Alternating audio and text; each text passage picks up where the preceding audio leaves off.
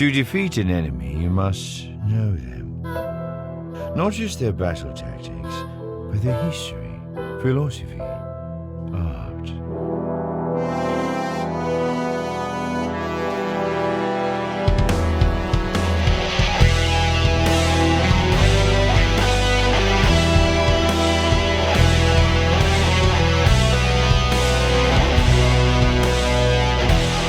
Welcome to the Chiss Ascendancy podcast.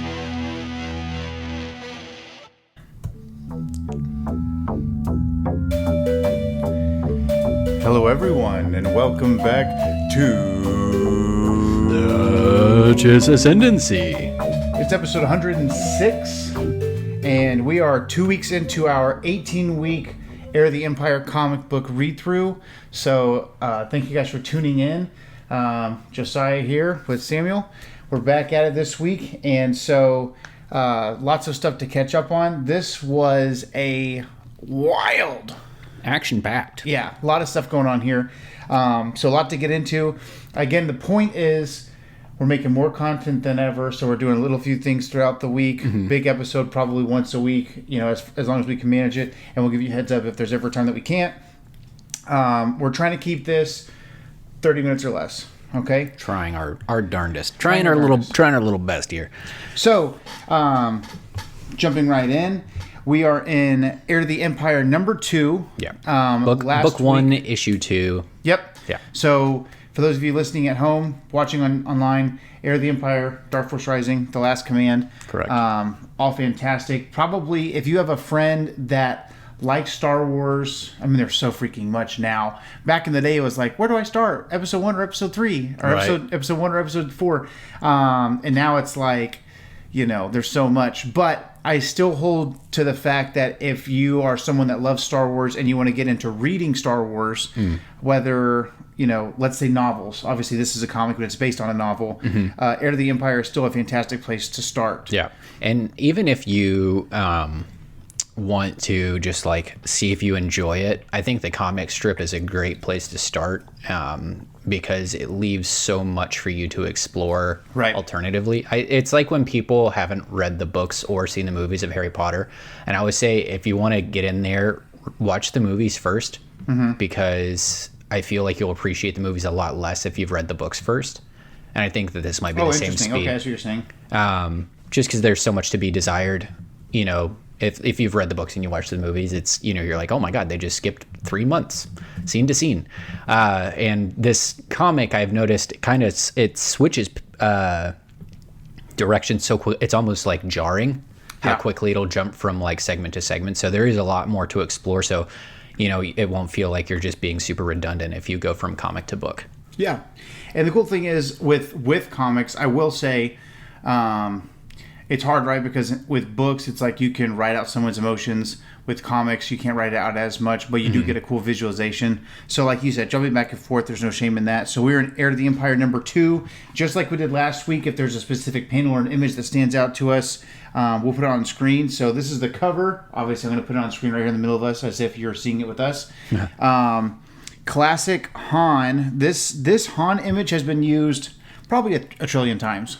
Yeah, I'd say so. This style, this is just an artistic version of him. This is him next to Chewie from A New Hope. The guy that made the original version of this poster, he hand paints all the movie posters. So all the Star Wars posters, Harry Potter. He just passed away. Yeah. Just recently. So Indiana Jones. Pretty much every poster you've ever seen in that style, he hand painted all of it. Revenge of the Sith is obviously iconic.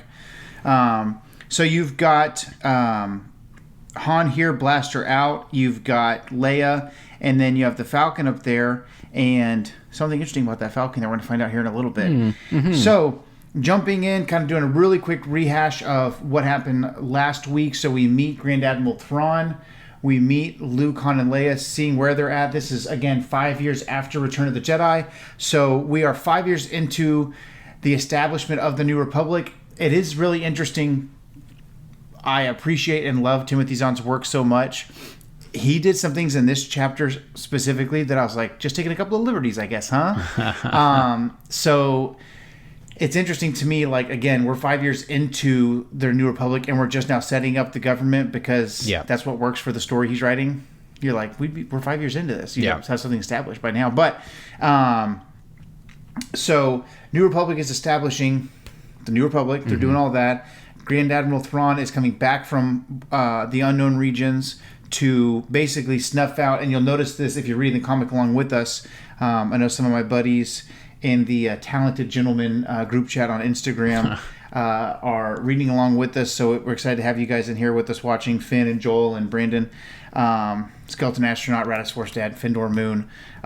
They call themselves the Chiss Shadow Council because I'm like, what do you think about this? And they'll be like, yeah, that's a good idea. So the silent partners. As you guys are reading through with us, it's just very interesting to see, like, the New Republic. They don't call that from Thrawn's standpoint. He always calls it the Rebellion. Well, once again and for all, crush the Rebellion. So that's pretty cool. So basically, Luke is seeking what's next for him. Ben has gone permanently. He's now one with the Force for good. Mufasa style, remember who you are. And then he leaves.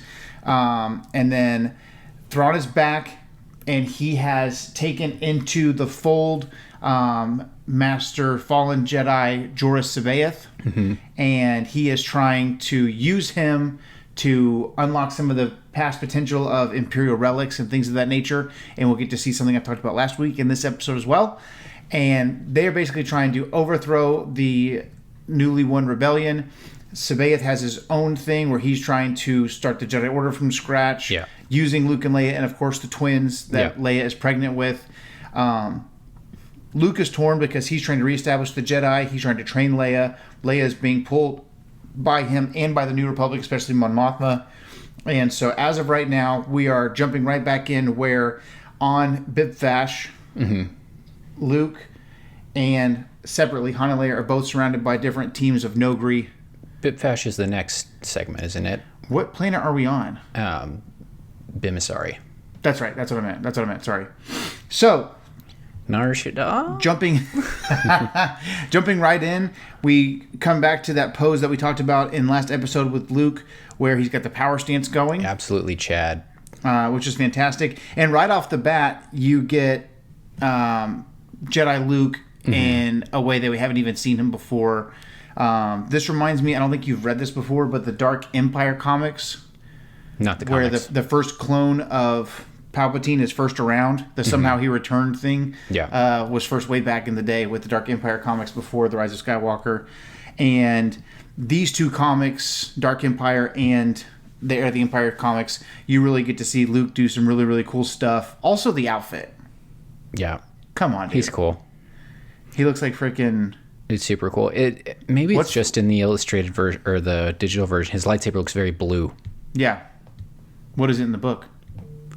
I don't know. I didn't really pay attention to it, but I'm noticing it now for the first time. It looks very blue. It should be green. Oh yeah, it is blue. Yeah, why isn't it green? I don't know. Let's consult the Oracle. I'm sure it's blue in there. This is a scan of that. Well, sometimes it might be a little, the shading might be different or whatever digitally. It looks very blue. I think in this one so far, because I don't know if they're illustrated by the same person every single time, but there are definitely some discrepancies that we'll talk about. So it's blue on the cover. Well, it's always, I think that's kind of borrowing from A New Hope, where it's, very washed out white, blue. Yeah. But it should be green. I didn't even think about that. Yeah, this is supposed to Return of the Jedi. It should be a green saber. Yeah. Huh. They've got the hilt correct. If you ever see close up to the hilt, it's correct. Yeah. Again, we've got the Nogri, who are extremely talented, extremely deadly, and more dangerous looking in this than in the new canon stuff, in my opinion. Yeah, I agree. I agree wholeheartedly. They make him kind of, I don't know, Oompa Loompa-ish. They're just... Not literally, it doesn't actually look like an Oompa Loompa, but it's very unimposing. They make him... I think he's, a little bit slight in stature, but he's also supposed to be, quite girthy. Yeah, these guys look like dwarves. Yeah, they're like Gimli. There's this old song, and I don't know if it was ever written before. It was sang by the Andrews Sisters, but it was a song called Mr. 5x5 in the 1940s, and it talked about he's 5 feet tall and he's 5 feet wide. Oh wow. just That's unfortunate. just a really funny joke when you could fat shame in public commentary. But 5x5. yeah, Mr. 5x5. But they're How have you heard of that song? I'm a man of culture. God bless. Yeah, I actually used to listen to a Sirius XM radio station that was 40s Junction. It was all 40s music. I really enjoy it. Interesting. Yeah, it's nice. Feels like more you Christmas, know. but year round. So they're on the rooftop. Luke is needing to escape, and his sense of urgency is because Leia is in danger. So it's interesting. You never Yes. Luke never feels worried about Luke. Yeah, Luke. He's So like, I'm not worried about myself. I think this is one of the things that you'll see Mark Hamill when he's off leash really, really hate Luke Skywalker in the latest trilogy. And it's because he's like, this is the guy that never loses hope. And then, you know, he all would of a double sudden, down on his resolve. He said, And so you see Luke, and he's fighting these Nogri for himself. He's like, how can I use the Force to my advantage? I'm going to activate the buttons on their little web launchers from a distance, and I'm going to tangle up with this tapestry, and I'm going to, you know, basically tie their shoes together as much as I can and try and run away. And then he's like, oh, they're, you know, gluing all the tapestries down, can't be using that forever. And so he gets to a point where he's kind of backed into a corner, and he's like, Leia really needs my help. And he's like, well, I guess I have no options but to murder all of them. You know what I mean? And it's like, that's his absolute last stitch effort that he's gonna. yeah, it's very interesting that Luke reminds me a lot of like Bruce Wayne in this portion right here, like a lot of hitting and kicking and Batmaning. Have you seen the College Humor video where he's like, they go to sleep? He like doesn't have the concept that he's like killing people, and he's like, I just knock him out and they wake up. And they're like, no, you killed him. You just bashed his skull into a concrete block. And he's like, he's just having a big nap. It's just No, like that's there's freaking the funny, though. disconnect of him. Is Absolutely. that Pete Holmes that does that? I think Pete Holmes. No, Pete Holmes is. You know what? As Batman, it might be. I think they made this before Pete Holmes was Pete Holmes. So basically, you have a thought bubble there. This is on page 3, and it says, I like that these are have a- numbered. The pages Yes. in issue 1 were not numbered. So that's Yeah. what part of what makes me think it's not the same illustrator every time. yeah, maybe. There's some stylistic differences. I don't have a choice if I want to save Han and Leia. He gives it the old Battlefront 2 saber throw. Dude, it is sick as And frick. there are 1, 2, 3, 4, 5, 6, 7. And on this panel, 1, 2, 3, 4, 5, 6. Yeah, 7 of them. All dead. Yep. All gone. And I did notice, did you notice that the Nogri bleed when they're cut? I did notice that, and it kind of made me think about, Honda Baba? yeah, you know, that the old, you know, their blood is unique. They, you know, can't coagulate. coagulate? Yeah. Yeah, it old Wallace man. Yeah. Old butt face. Old Old butt face. cheek face. Yeah, the Aqualish. Yeah, it's very interesting that they bleed here, which I think is kind of. I was. That's one of the other actually. discrepancies I was referring to. Yeah. As far as maybe, you know, somebody was really interested in being an illustrator but wasn't necessarily baptized in the Star Wars lore. But then we kind of fast forward a little bit, and Luke's like, no time to use the stairs, so I'll just jump off the roof and use my force powers again. So you see a lot of things that Luke necessarily wasn't doing beforehand, which kind of ties into like the opening crawl where it's like, oh, he's, you know, he's now a Jedi Knight, you know, he's like he's a guy, and so he's jumped off, and then he has one of these moments. Another the happy first landing. panel. Oh, another happy landing. I Yeah. like that. And then the first panel of page 4, he calls the saber back to himself. Long story short, Han causes a diversion by trying to steal in the public square. So it kind of causes kind of a dust up, which is smart. It's really funny that you know, there's all these cultural implications that are much more thoroughly explored in the novel. But the BIMs are not interfering at all when it comes to like a martial effort, and then he's like, quick, steal from them, and they're like, thief, and then they intervene. You know, they don't care about their well-being, they just care about their little trinkets. Yeah, if you get killed, it is what it is. It is what it is. But if you steal from us, that's not okay. Yeah. So from there, pretty cool. Luke does the old Spider-Man web gun. Yeah. Depending on what Spider-Man you prefer. And then the next panel down, so he's still sliced and dicing. Bam, they're sliced and diced. That's for your friends from college. Yeah. And then Chewie freaking shoots a Nogri with a laser from the Millennium Falcon. I'm not really sure how that works. Can he shoot and fly at the same time? I don't know. He's Chewie. He can do whatever he wants. They get off of this planet. They're getting away. And the... I'm trying to think of what... Yeah, Bin Masari. They're supposed to land back down. They were supposed to. And continue the talks for the New Republic. Han's not having it. Yeah. And then Leia and Luke kind of had an understanding that the most important thing right now and the thing that makes the most sense is for her to jump back into her Jedi training. Mm-hmm. And I wanted to get your thoughts on this. Are you talking about his little rumination or the fact that he says, I can make you a lightsaber whenever you want? Yeah, she's supposed to make it. So I think this is calling back to all the information they had at the time, because I've thought about this since I read it.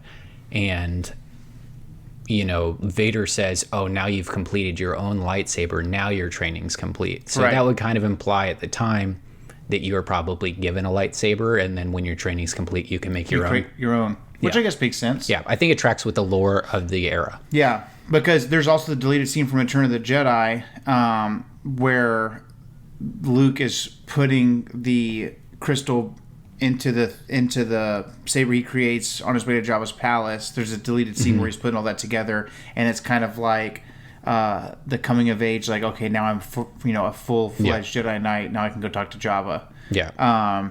And then there's some back and forth whether people were more wanting to write that was Qui-Gon's Lightsaber crystal. Yeah, which would be pretty cool. Would be cool, but tell me what you think about this right here.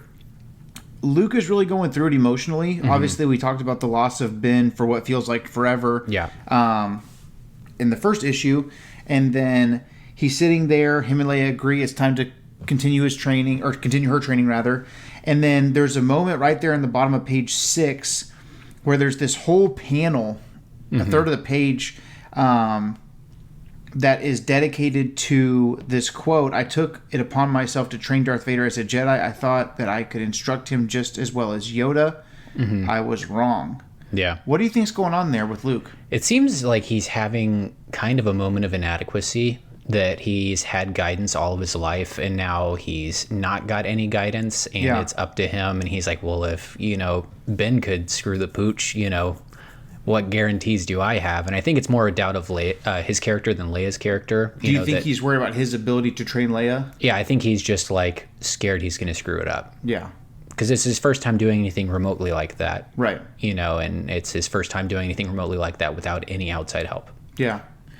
Yeah, it's a good point. I think that he's worried, like, Ben, who had the teaching of Yoda, and Yoda was still around. And you have to have the assumption that screwed up. He's thinking he also had the support of the existing Jedi Order at the time. I'm just by myself with a couple of books. Yoda's not there. Ben's not there. Yeah. You know what this kind of got me thinking about? Because you just see Vader there right next to Ben. I thought that I could take it upon myself to train Darth Vader as a Jedi. It's interesting, because the first time they meet, he totally lies and says Darth Vader betrayed and murdered his father. Which was true from a certain point of view. It does make me wonder, like, back in the day when Zahn's writing this, or whenever, like, let's say back in the day we were reading this for the first time in the 90s, right? In our brain, would we be seeing this, when we look at Vader, do we think that Vader had the suit on for forever? What do you mean forever? Like, when he was a Jedi, did he have the suit? No, because I think there's the whole like back to chamber scene in Empire, I want to say, when the bounty hunters are there. So I think there's the not a back to scene, but like the meditation sphere.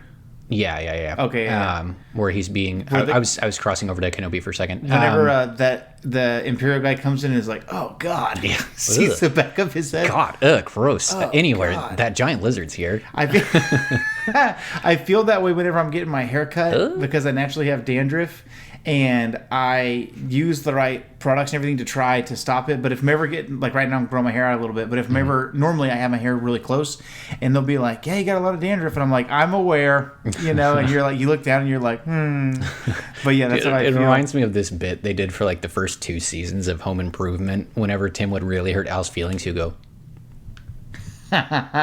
just look down. yeah, he'd stick his little lip out and look down. It was just like a very comic I'm sad face. Yeah. But yeah, I think there was already kind of, you know, putting all other films and shows and books aside, because that's it. He really just had 1, or I guess 4 through 6. Yeah. And Hope and a Prayer. And I think there was the implication that there was some sort of incident that, you know, he was damaged. You hear Ben say he's more machine now than man. Yeah.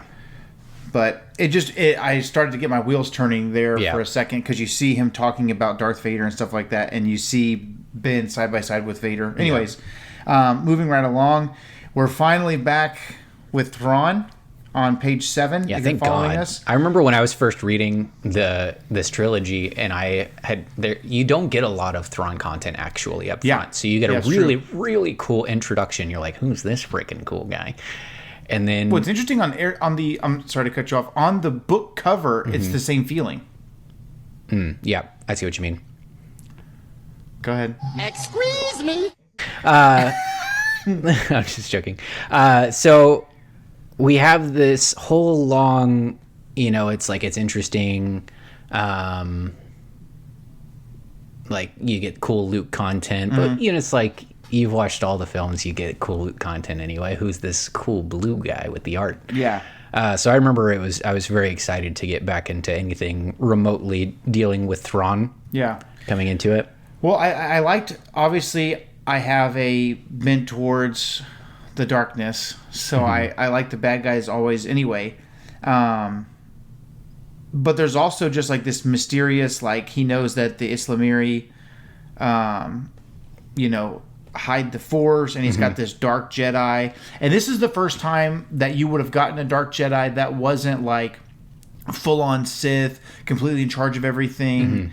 Because it's interesting when you think about it. You go back to the original trilogy, you see Vader and he uses a lightsaber sometimes, and then you see the Emperor and he never uses a lightsaber. Never ever. And then you see him do lightning, but again, it's at the very tail end of Return of the Jedi. This is like the first guy that looks like an old wizard. Yeah. That's like up to his own devices. Yeah. You know what I mean? And I guess you have Ben to an extent, but yeah, but Ben is so reserved. Like when you go back and watch it, it's almost like he's scared to be powerful. Yeah, he's very like, I'm going to be a Jedi if I have to. Right. You don't get the same stuff. Like there's that remade scene that people put out a couple of months ago or a year or something like that ago, where they reimagined what it probably would have looked like had A New Hope been released now, and it was showing Vader and Ben fighting, and it was like way more intense. Yeah. This is the first guy that you're like, oh my God, this guy's on edge. Yeah, he's freaking cool. And I think this is the first inkling you get. I think there's always the assumption the bad guys are always working together. They're kind of on the same page. But you have this moment where Thrawn's obviously relying on Sabaoth to be the linchpin in his little like hit and run plan. Yep. And right in the middle of the heist, Sabaoth is like, hey, so where are those Jedi you promised me? Like kind of hinting like this whole thing's going to fall apart if I don't get what I want. Yeah. You know what I mean? Yeah. Yeah, because it's interesting, you know, right off the bat in the first little speech bubble on page 7 is that it then your Nogria failed. So too bad. And on the more pressing business, you promised me Jedi Grand Admiral Thrawn. And he says, I promised you and I'll deliver them. What's the report from Wayland? They start talking about the Sparty cloning chambers, things like that. Total side note, this is more for me than for you, but you'll be happy about it, or you'll respect it. We've gotten toys now in the 3 3/4 inch and the 6-inch scale, if I'm not mistaken, of Sabaoth from the book style, but we used to get like Clone Wars style figures, or like way back in the day we got like the 2D Clone Wars style figures, or even the 3D Clone Wars style figures. I would love, maybe I'll toy around with some AI or whatever. I would love to get like the comic style Thrawn or the comic style, just this look by Jarua Sabaeth is so iconic. It's really I would cool. love to get, even if somebody that I know could do a little 3D printing, I could just have it on my desk at work and talk about it to all my customers. You know what this is? Go ahead. No, I was being you. Oh. Anyways, are you buying the car or not? Oh, you're not going to buy one? Anyways, this is my Jarua Sabaeth. And then page 8, there was so much here that I wanted to kind of, I would love for you to break down your thoughts here, Yeah, for because sure. there's so There's much a lot going on. sexual tension just under the... Oh my God. No, there's just like so much tension right underneath the surface here, because Thrawn's in charge, but Sabaeth's kind of doing that Bane, like, do you feel in charge thing to him, you know? He says, what do you suggest? This is in the very top corner. What do you suggest that we concentrate on his sister and leave him alone? And Sabaeth says, you concentrate on the sister. I'll deal with Skywalker myself. Yeah, you can tell who, even though Leia equals 3 Jedi for the price of 1 Jedi, he really, really, really, really wants Luke. Yeah. This is. It seems maybe it's more of a task for him as well. It's very much this energy right here. You want this, don't you? Don't you? You know what I mean? He like I agree. he's dead set on. He's got his beady little eyes. And you get a really nice... He feels about Luke like I felt about the tube of mini M&Ms when I was a kid. Ooh. You're in the checkout line and you're like, "What's up, Mama?" I want this. What's up, Mama? I'll be good if you get me this, and if not, there's hell to pay the rest of the day, Mom. So it's pretty cool. You actually have Pelion give an idea. We start rumors of Master Sabaeth's presence on some sparsely populated world. Mm-hmm. Rumors are bound to make their way back to the New Republic, and then he stops New himself. The Rebellion. Yeah. Right? Because we don't call it the New Republic because there's still the Rebellion.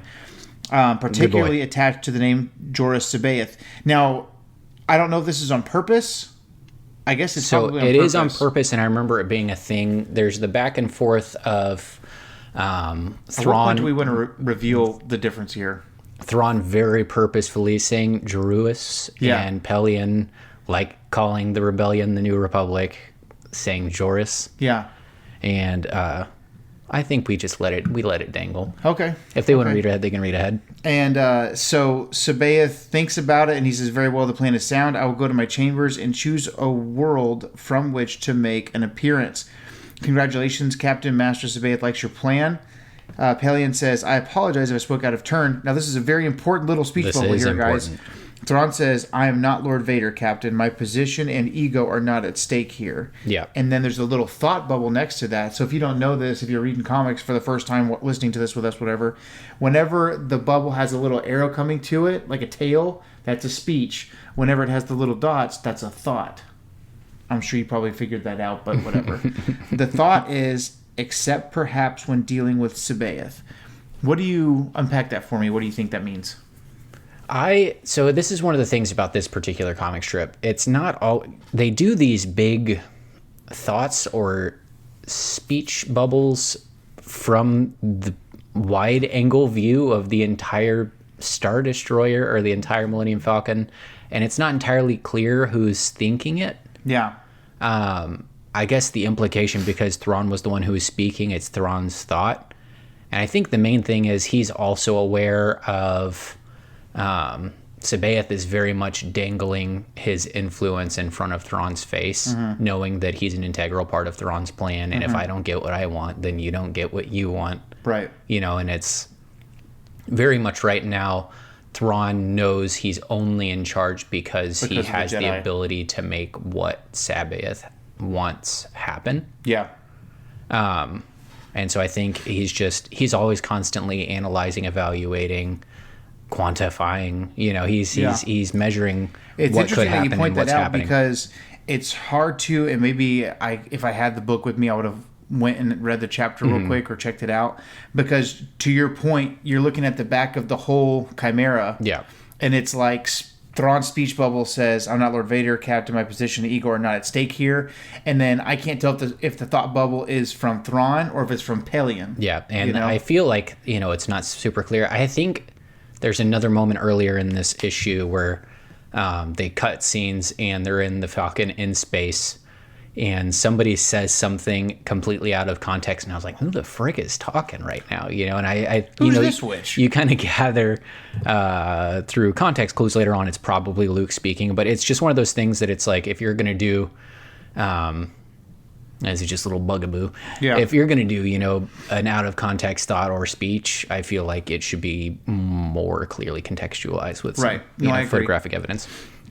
Moving forward in the story, we're back on Coruscant, which I just wanted to point out how amazing and different Coruscant looks here than it does in canon or in real life or whatever. I think, don't ever actually see Coruscant except for the scene in Return of the Jedi when they have kind of the fireworks after the destruction of the second Death Star.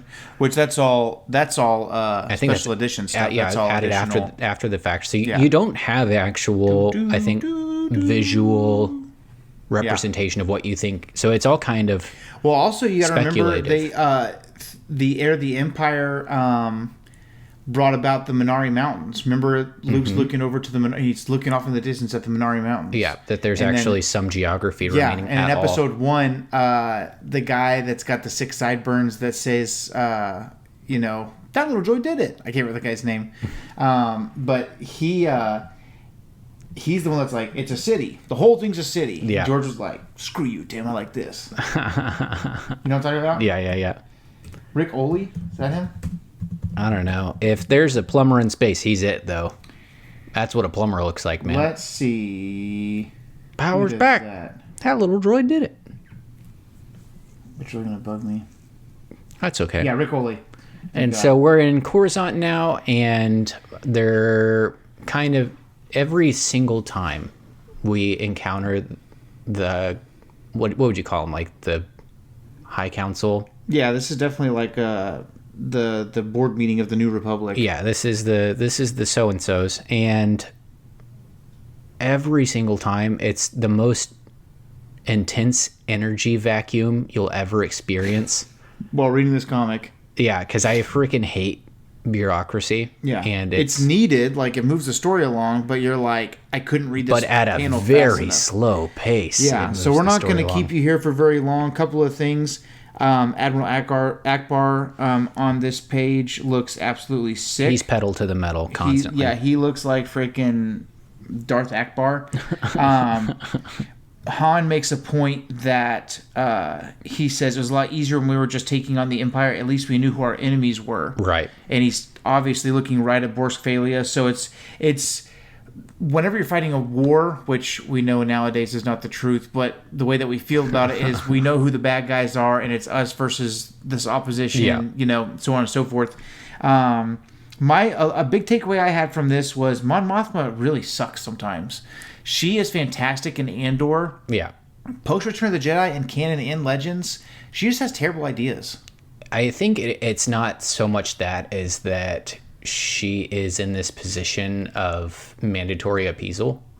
And so she has to kind of like walk the line of keeping everyone happy and not really necessarily taking a stance herself. Well, it's like, okay. But so, you would like to see some decisiveness. You know what I mean? Well, I think that she's a terrible decision maker. right. Like, it's and I'm not- saying it's- she's not making decisions. She's What I'm just saying kind is of she's making decisions and they're terrible decisions. So, for instance, in Legends, right? The bureaucracy is gonna bureaucracy for forever. It's like, no matter, even when we're ready and we set the New Republic up and it's all shiny and new and it works, it's still gonna be a bunch of bureaucracy for into God the knows how long. bureaucrats. Yeah, exactly. So Palpatine's so based. Leia and Han and Luke all agree that they feel very strongly that Leia needs to continue her training. That is Yes. what's the most important thing. And then Mon Mothma says, I'm sorry, I recognize the need to add the 2 new Jedi to our ranks, but there are simply too many urgent demands in our time. And then she says, in another year possibly. Another year, dude! Well, and that's what I'm saying. She's, to your credit, she is making a decision that's stupid, right? Yeah. Hate you, idiot, dumb, boy haircut. But on the other hand, she's looking at all these like terrible necessary evils, and I think she's trying to pick the less. Yeah, I understand that Leia is invaluable, but I think that I think we all now agree, like, she already has the politician thing down pat. She'll be much better of a politician and and even more valuable when she has the Jedi stuff down, which we see in later Legends material. In canon, after Return of the Jedi, she disbands. There's no New Republic military. Yeah. And that's a big problem. I get the whole peace thing, all right. But there's going to be enemies at all times. Right. And I think that's part of like the main issue that you see in issue 1, which is they don't have enough manpower to conduct what they're trying to do. Right. Yeah. So what are we doing?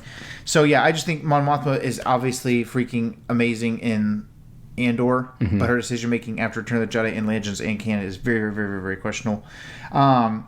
Page 10, we get our first look at Master Sabaoth doing the battle meld. Yeah. Which it's freaking sick. Is freaking dope. Like there's a good chance a I'm gonna lot make of this very, the very, header very for the cool podcast. Force powers that you'll see in early Legends material. Yeah. That it was like Josiah and I went to a small Christian high school, and we had a teacher that was in place after Josiah had graduated, and he was, always thinking Bible thoughts, and he, if we were working, was writing in his little notebook, and we would discuss amongst ourselves, what do you think's in that book? And if you're an Old Testament fiend, I had a Hophni and Phineas moment where I needed to look behind the curtain, and I went behind his desk and I opened up his book, and I was like, what do you suppose is written there? Like, I don't know, just like scripture commentary. Theology stuff. And I was like, it's superpowers. The whole thing's superpowers. He would just pick a superpower and do a little doodle of it, and he would write shout out to Coach Sean. a very long description, and then next page, new superpower. And I think people that were writing early Legends material were doing that. They're like, but what if they could do this with the Force? Or what if they could do this with the Force? And I think this is a really cool example of somebody saying, what if they could do this with the Force? And it's using the Force to basically simulcast to 3 different locations, seamlessly linking their efforts. And one of the guys says, no wonder they call him Master. Our efficiency is up by 40%. Yeah. And what's interesting is when you read the books or listen to the audiobooks or whatever, all of their decision making it's as if it's a hive mind type situation, and we're all focused on the same thing. All of our goals are simultaneous. We're not focused on self-preservation. We're focused on the mission. Yeah. And also in the books, it talks about their confidence and like hope being lifted. Yeah. Like he's and you see it end up kind of like costing him, like he's really tired afterward. He is, however, doing something really cool. He's kind of levitating with his legs crossed, like the Jimi Hendrix looking guitar player in Guitar Hero 3. God, that's freaking awesome. Yeah, so how's he doing that? Can I get good enough guitar to do that? He believed. Does the battle meld. It all works perfectly. As you said, 40% more efficient. The battle goes swimmingly, and then it's a very guerrilla warfare type tactic for Thrawn compared to what you'll generally see in the canon material. It was, we're flying in, we're making a statement, we're making an exit. Yeah. There wasn't necessarily an immediate objective that he was trying to accomplish. It was the long game. I feel like in modern Thrawn, we don't really see as many like, even if Thrawn's making something a step in a plan, he's going to make sure he benefits immediately from that, no matter how small. And I feel like you see Thrawn be a little bit more wasteful in the original material. And I think this is one of those things where this is just a test run. He's just seeing what they can do. Yeah. But I don't think there's necessarily any immediate benefit from this. Yeah. Super cool. Going back to the New Republic, you see Luke training with Leia, and then they're talking about going to Bipfash, so not the Bimasari that we were talking about originally. Bipfash is where they're needing to go now. And then Luke wants to go as well. We'll kind of move pretty quickly down this page here. But Leia says, you can't come with us. The Bipfashi don't like Jedi. They had some trouble with a dark Jedi during the Clone Wars and chased them as far as Dagobah. Yeah. Remind me, had Outbound Flight already been written prior? No. Okay. So it's interesting that I don't know if Tim had plans to write. Back. Yeah, I don't know if he had plans to write Outbound Flight, but it seems like they're definitely doing sort of a call out because we get a little bit further and we have, is it Wedge? Yeah.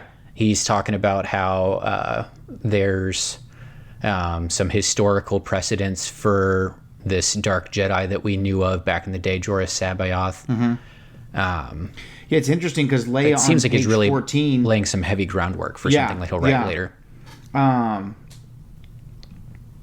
it says, why would they bother pounding on Bibfash in the first place? So it seems like when they get there, stuff's in disarray. Maybe they didn't want to press their luck. They've got something new, some kind of booster that lets them pinch subspace transmissions through deflector shields. And I don't know if we highlighted this. They came here as a response to those attacks that Thrawn made. Correct. And interestingly enough, Leia says, what if the Imperials have found another dark Jedi? And so it seems like in Thrawn's mind, in Timothy Zahn's mind, it's interesting that maybe the Imperials had like a few dark Jedi on hand. Yeah. Like not just Vader. It definitely seems like maybe that's the case. I know he's, again, maybe forward thinking and reversed with the whole Mara Jade thing, introducing that character. Or had she been introduced? I can't remember the order in which that came out. Anyway, regardless, he definitely seems to be, kind of laying groundwork for things that are to come, but also things that hinting it might have happened previously. Right. Taking a lot of liberties here, actually. Yes, I was going to say that as well. So then we go through and somebody's attacking Leia and Han, which is the Nogri, and interestingly enough, a fake Millennium Falcon. It's like they dug up and found and Leia even says this, these guys actually dug up a working YT-1300 because, of course, the whole joke, our whole lives has been in such a pile of junk. Yeah. And they find one. Han dispatches it pretty quickly with Leia's saber, and they get away safely. The next big chunk is we find Luke on Dagobah, and what do you think we're looking for here? Well, I think, Luke hears Dagobah. I'm taking some interpretive leaps here, but it seems like he's really trying to find some steadiness for his footing as a Jedi after having lost his connection with Ben. Yeah. I think his next strongest connection would have been with Yoda, so he hears basically any excuse to go to Dagobah. Yeah, and he hears Leia talk about the Bibfashi running off some dark Jedi to Dagobah. Yeah. And give me your thoughts on this, because it's been a while since I've read the book. Why? I don't know. I mean, there are only so many planets that we knew of at the time, but why do you think... In my brain, I was like, did the Bibfashi think that Yoda was the enemy because this was at the end of the Clone Wars? I'm thinking that they're going to tie the Dark Jedi to Dagobah because in issue 1, Luke says something along the lines of, this feels like that Force cave on Dagobah. So it's been pretty much established as far as we know, this singular Dark Force nexus. Yeah. And so if there's going to be some Dark Jedi ties... why not be Dagobah? Somewhere on Dagobah. He arrives there, goes back into the cave, and actually, very, very interestingly, has a vision of none other than Mara Jade, who he has not met yet. Yeah. And they're at the Great Pit of Carkoon. He makes his little flip. He goes to get the saber, which is shot out from R2, and instead of the saber coming to his hand... It's the correct hilt. Yeah. Whether or not it's green. Yeah. The hilt is correct. Instead of the saber coming to him, as he's pulling on it with the Force, there seems to be a stronger pull. Yeah. And it reverts back onto the Katana Jabba sail barge, and it lands in Mara Jade's hand, and then he comes to in the vision. And he doesn't know exactly what he's looking for, but he finds some type of little... relic or something that's important to him, and it says, maybe you can tell me what this is. He shows it to R2, and R2, I guess, tells him to go ask Lando what it is. This is one of those moments where I'm not entirely sure what because they're trying to cover so much ground in so few panels. Yeah, R2 goes ba-deep. Luke says, relax, R2, I'm all right. Maybe you can tell me what this is. R2 responds, and then Luke says, Lando, what's he got to do with this? And the next thing you know, we're in the freaking Yeah, X-Wing it's even heads harder with to Lando. have half a conversation in so In few. comics. Yeah. But yeah, it's definitely something that's not entirely clear from the comics. I would have to read the book again to see why R2 points him to Lando. Something makes him feel like Lando is involved. Maybe he's seen it with Lando before. Yeah. I'm We sure maybe catch up that'll with, be answered when they... Long story short, we get to this system where Lando is currently inhabited. I think Han, if I recall from the novel, is under the impression that they have a leak in the New Republic. Yep. And so they're just kind of going rogue. He wants to keep Leia safe. Obviously, it's his wife and his children. He's like, hey, probably the best place to lay low. And then from context, I forget what they needed a slicer for. But basically, they just need somebody. They need someone to get a signal through to Coruscant because Coruscant itself is not safe. Got it. So if they're going to communicate with Mon Mothma or whoever, where they're going to be, Right.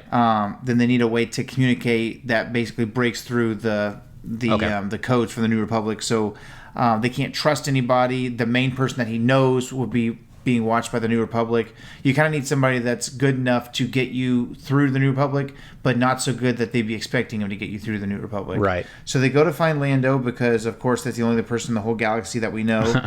And they go to this planet where the sun is so freaking bright. It's a mining facility that I itself, believe is so close to the sun of the system. It says Nikolan is a super hot planet, way too close to the sun for normal ships, hence the escort. And it's a freaking cool. We'll put the picture of this ship on screen. It's basically like a giant umbrella that you fly underneath. This is pretty basically... It's the Millennium Falcon is Michael Jackson at this point, and this umbrella is keeping the sun away from. You the just see Millennium it, and Falcon's you can't help but say, Hello, what have we here? it's a new piece of tech, and I'm a big things gadgetsy kind of guy, so it's a very interesting introduction. And then there's a fun little dialogue that is funny to me that they skip over so many important pieces of dialogue, but they're going to fully flesh out this conversation of, hey, who's that ship? And you're like, we don't even know who you are. It's like there's going to be this whole snappy back and forth. Even though we skip really important stuff. So long story short, they're looking for Lando, and they get basically on the dark side of that planet, and they're able to fly down to get to where he's at. By the time that they find Lando's ship, which looks really, really cool, it's basically like a giant mining project that he's working on, which if you remember back in Cloud City, Bespin is like a gas giant. Yeah. And so I guess he understands mining and things like that. And that's something that goes on throughout Legends, that he gets involved in gases and mining and things of that nature. So then we look up. To be fair, it kind of even goes on into canon with the whole the Kessel operation. Yeah. Going out into mining. Yeah. It's interesting, that it's by chance in that happenstance. But our final page, you see Lando. He says, I'll bet, is that Luke in the X-Wing? So if you're hiring Lucasfilm, that's my Lando. And then Luke says, in the most unflattering photo of Luke Skywalker ever, that's like the old man Facebook pose. He says, I'm here. This place is amazing, Lando. It's me, Lando. Han says, make sure you loosen up that chin strap, kid. Long story short, communications start to get cut out, and then it says it's the Empire, they found us, and that is the end of part 2. Dude, and if you're Lando, you got to be like, stay the heck away from me. Yeah, everywhere I go. Every time because Lando's kind of a nobody, and then all of a sudden he lands the freaking gig as basically the showrunner of all of Bespin. Yeah. And then Han's like, hey, got a question for you, buddy. Mind if we ruin your life? Like, of course, they showed up right before you did. Yeah, Vader. If Vader would have gotten there, but Han and all them never showed up, and Luke never showed up, then the Empire leaves. Yeah. But unfortunately, no. We're here to ruin your life, dude. Stay away, man. Get the heck away. We gotta from stop me. bumping into each other like this. You know what I mean? Get the heck away from me. Okay, standout moments for you from this comic. Yeah, so there were 2 that I've written in our little notes here. I thought the fake Falcon was a really nice touch. I thought that was cool too. I had forgotten about it. Yeah. And so, there's the little, I think we skipped over this part of the conversation, but Thrawn's like, Team 4 failed me. Pelion, you tell Team 8 or Team 6 or whatever, to to move out. And Team 8 failed, I think, so he tells Team 4. Yeah, something whatever. of that nature. And Pillion's like, don't you want to tell me? He's like, no, you sending the message will let him know how upset I am. Which is the first in a long journey towards significant things in the future. Right. Because Thrawn works with the Nogri hand in hand. Yeah, pretty much exclusively at this point. Yes. And so sending Pelion to talk to them for him is a kind of insulting. And then kind of like a Frankenstein kind of thing, you know what I mean? Yeah. And then Sabaoth is like, well, you got to think something else up because you can't fool a Jedi with the same trick twice. And so then wherever the heck he pulled it out of, gets a fake Millennium Falcon, and they only know it's a fake one because Chewie's not talking out of it and it's not shooting the Nogri. Mm-hmm. But I thought that was a really cool little touch, a little clever Tim Zahn creation. My second standout moment was the cool shield ship. The cool shield ship was really sick, and it reminded me of that weird ship that Count Dooku had. The Solar Sailor. And the Solar Sailor freaking. Yeah, I still don't understand how that works because that's Yeah, unless... How does that work? I don't know. I wonder if Google could whip it up for me. Yeah, I don't know. I mean, I guess the premise of it is, that it's catching solar rays. This is Solar Sailor, right? But then, you've got to go faster than light speed. You'd think the shield would collapse going faster than light, but... It says, this is a freaking Google AI overview. Your point is what stands out to me because you can only use the sails when you're in orbit or in out of light speed. It says Dooku's Solar Sailor uses a unique exotic matter sail to harness an undetectable flow of supralight emissions for propulsion, providing an untraceable energy source. This sail integrated into a Punwarka 116 class interstellar sloop gives the ship immense performance in both real space and hyperspace without leaving a fuel trail. For maneuvering, it also has a conventional repulsor lift and tractor beam emitters. So I guess the point is, the whole point is that once you're near the frickin' planet you're going to, it's untraceable. So I guess it's like an EV. It's Count Dooku drives a Tesla. That's the idea. Standing out to me, Thrawn sending Pelion to talk to the Nogri was a huge deal. Mm-hmm. Let's see. I'll just spam through here real quick and just point out some things that I thought were really cool. I had the mental picture of how cool it would be if Vader was in the suit prior to leaving the Jedi, but I think we kind of debunked that here. The saber throw was awesome. Saber throw is so freaking sick. It's fun too because if you read the Hand of Thrawn trilogy, I think it's Mara Jade trying to figure it out, and she has a lot of trouble with it. Okay, the other thing, Team 8 failed me sending the message, wanted to get my displeasure, so he picks Team 4. This stood out to me, okay? This obviously is in the 90s. This is before we knew that Thrawn had worked alongside Vader, and especially before we knew that he knew Anakin, which obviously is more in canon than in Legends, but it does happen in Legends.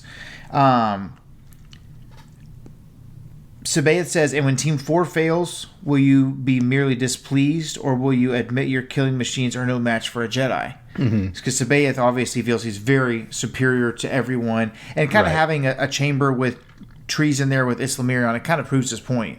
You do feel threatened, otherwise you wouldn't have the Islamiri here. Right. And Thrawn, who, again, is very calculated in his delivery. He's not like a fly by the seat of your pants kind of guy. Everything he says is going to be forethought. He's thought about it. Yeah. You know what I mean? He's not. He's probably already thought about what conversation we're going to have. Yeah. He's not the guy from Hoth who's as clumsy as he is stupid. He's not like me where I take a shower and I think about all the things I could have said after the fact. Yeah. He's taking a shower and thinking about all the things he could say beforehand. Yeah. So it really surprised me, actually, since he knows the Jedi, he knows Vader, he knows Palpatine, he basically knows that those are Force users as well. They're just on one side of the coin. And he says, of the Nogri, they've never met a foe they can't handle. One group or another will succeed. that just seems like such an oversight for Thrawn. You know what I mean? It seems I do and I don't, because I don't know. Well, if we want to be like maybe if litigious about it, they never really technically went against Vader. Right. You know what I guess mean? my point is, okay, you've seen the Nogri, and again, we don't know if he's seen Vader in battle at this point or whatever. Mm-hmm. This is in Legends, Yeah, of you course. have to assume he's aware of what He they're knows what's capable going of. on. Yeah. It's just surprising to me, unless you're ready to put those little tree backpacks on the Nogri to fight Luke, I just don't see a world. And maybe his thought is, I've got a whole world of him somewhere where I can just keep throwing people at him. Yeah. But that just seems very overconfident, which is unlike Thrawn. Yeah, I can see what you mean. And these guys overthrew the Empire. Yeah, it's been hard for me to recall all the details from the novel as well, to pull, from details. Yeah. But yeah, I could definitely see what you're saying, where it feels like Thrawn should be a little more cautious in character with Thrawn. But then again, we have, a lot more Thrawn material in Legends now, actually, which is kind of an anomaly for characters that are brought in from Legends. Oh, you mean in canon? Yeah, we have a lot more of him in canon now. And we see him be a lot more understated in his actions, where he's not going to talk a big game before he's beaten you. Mm-hmm. He's going to explain how he beat you after he's done it. But yeah, I could definitely see what you're saying. And again, I think this is the Thrawn that we see who's not necessarily going to use every resource to its fullest extent. Mm-hmm. He's willing to kind of throw some fodder. And see what happens. Yeah, and see what sticks. And then as we close out, looking forward to the future, back in, let's say this is 1993 or whatever year it was when this comes out, what are your thoughts leaving part 2, and what do you think happens going forward if you read this with fresh eyes? Yeah, it's hard to see how they make an escape, because you've got all your heroes once again united, and once again in the shadow of the Chimera. And again, if I'm reading this for the first time, I've got to really feel for Lando, because he keeps setting up these foolproof operations out in the middle of nowhere, and keeps getting caught in a crossfire to no fault of his own. Just the fact that he has a certain set of skills that are valuable to one person. Yeah, Lando's or another really at any given turning time. into the My Cabbages guy here. Yeah, dude, he Avatar. really is the cabbage merchant. My of the original cabbages. trilogy. These cabbages are not operational. Get the hell away from my cabbages, Han. Yeah. Yeah, I feel for them. I feel for Orlando. And then also, I'm very curious, as, again, all eyes on Thrawn. I'm very curious as to what the future holds, and, has Thrawn, we barely know him, but has he finally bitten off more than he can chew? Is Sabaoth going to be It's his hard to say undoing? finally, because anytime we've actually seen him personally engage, it's been a frickin' Bloodbath? It's been it's not even a contest. Yeah. It's entirely one-sided. Which I guess that's the kind of point I'm making, is every time he says something, it's I think this will happen, and then that exact thing happens. Mm-hmm. It's kind of like how everybody bought crypto before we talked about the tariffs on China, and then all of a sudden we a bunch of people in government bought the short, and then now that the freaking short happened, they're all rich, but none of us regular people get any money. Yeah. It's kind of like that, where it's just like that. Just like that. But it's interesting to me that it seems like Sabaoth is kind of like Thrawn's match in some ways. And it's interesting, that little thought bubble that says, I'm not Vader, I'm not ruled by my ego, I'm not worried about my ego. Mm-hmm. And then you have the thought bubble there on whatever page that was that says, unless it comes to Sabaoth. And it's either way, if the thought bubble is Thrawn's and he's saying, unless it comes to Sabaoth, that's a freaking, you're like, excuse me? Yeah. And if it's Pelion, that's the first time that someone underneath Thrawn has not felt any confidence. amount of dissent. Yeah. So it's a very interesting thing. So that wraps up part 2. Hopefully you guys are reading with us, enjoying this with us. Not as jokey, but it was a much more intense. I think there was a lot more serious material in this one, and I think we're going to get down to the nitty gritty quite a bit. But I always enjoy it. Serious or silly. So thank you guys for tuning in. Don't forget to Follow us on Instagram, on TikTok, subscribe on YouTube, share it with your other Star Wars friends in your life, and remember, the Force will be with you always. And also remember, more importantly than that, the only family you have here is me. We'll catch you next week. Next week. We'll catch you next week.